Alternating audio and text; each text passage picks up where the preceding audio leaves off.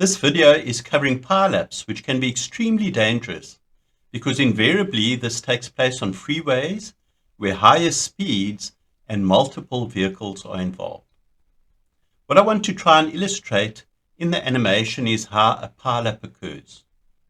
What happens is that the vehicle up front slows down for whatever reason.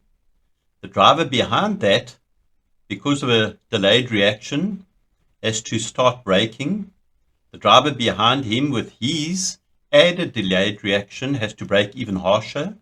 And so that effect is compounded all the way down so that eventually it gets to a vehicle which doesn't have much of a reaction time. He now plows into the vehicle in front of him, which then knocks the vehicle in front of him. And so you've got this multiple car collision or pileup. Let's have a look at that illustrated in the animation. So there we go. We see the gap is closing now between the vehicles, closing even more. And so the reaction times between each of the vehicles is a lot less. And it's compounded as you get further back in the queue till eventually all of them collide.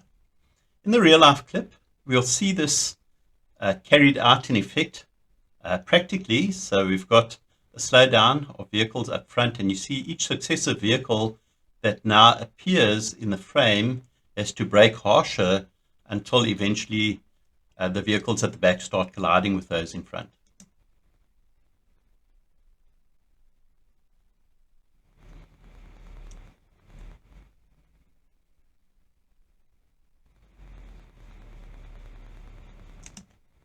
That's one type of pileup. Another type of pileup is where you've got vehicles in a line, perhaps they've slowed down or even come to a stop, and then you've got a vehicle which comes up from behind, in most cases a larger vehicle with more momentum and mass, such as a truck, and this vehicle then, not taking note of the slowed down line of vehicles in front of him, now plows into the back vehicle, and that pushes the vehicle into the front of him, and in turn the front of him, and so it actually starts crunching up a number of vehicles down the line of the queue. We see that in this real life clip.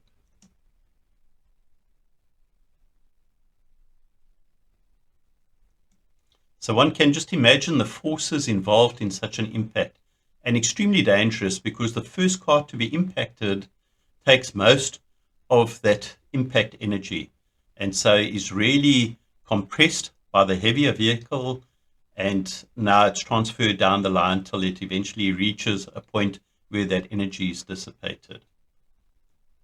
But extremely dangerous situation. We've got to be constantly aware of what's happening behind us, not just in front of us, because if we see such a larger vehicle bearing down on us, then we need to make that escape route and plan to get out of the way, because it can be fatal, and in most cases is fatal, especially for that first vehicle that is struck.